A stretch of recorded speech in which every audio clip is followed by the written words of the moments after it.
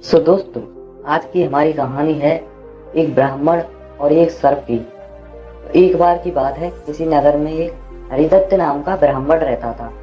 उसके पास खेत तो थे, लेकिन उनमें ज्यादा पैदावार नहीं होती थी। एक दिन हरिदत्त अपने खेत में एक पेड़ के नीचे सोया हुआ था। जैसे ही हरिदत्त की आंख खुली, उसने देखा कि एक सांप अपना फन फैलाए हुए बैठा है। ब्राह्मण को एहसास हुआ कि यह कोई साधारण सांप तो नहीं है, बल्कि कोई देवता है। ब्राह्मण ने निर्णय लिया कि वह आज से इस देवता की पूजा करेगा। हरिदत्त उठा और कहीं से जाकर दूध लेके आया। उसने मिट्टी के बर्तन में सांप को दूध पिलाया।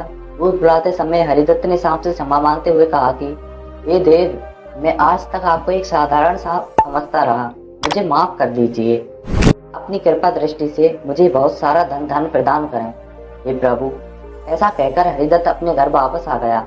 अगले दिन जब वह अपने खेत में पहुंचा तो उसने देखा कि जिस बर्तन में उसने सांप को दूध पिलाया था, उसमें एक सोने का सिक्का पड़ा हुआ है। हरिदत्त ने वो सिक्का उठा लिया।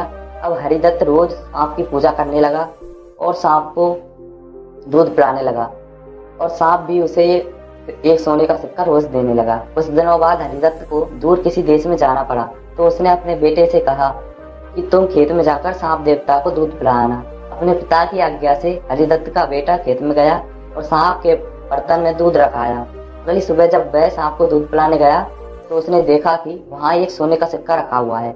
हरिदत्त के बेटे ने वो सोने का सिक्का उठा लिया और मन ही मन सोचने लगा कि जरूर इस सांप के बिल में सोने का भंडार है। उसने सांप के बिल को खोदने का फैसला किया, लेकिन उसे सांप का बहुत डर था।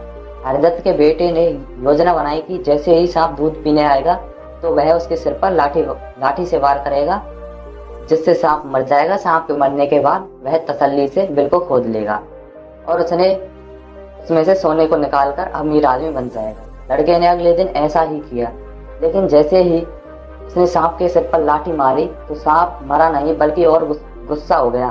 सांप ने क्रोध में लड़के के पैर में अपने विष भरे दांतों से काट लिया और लड़के की उसी समय पर मौत हो गई।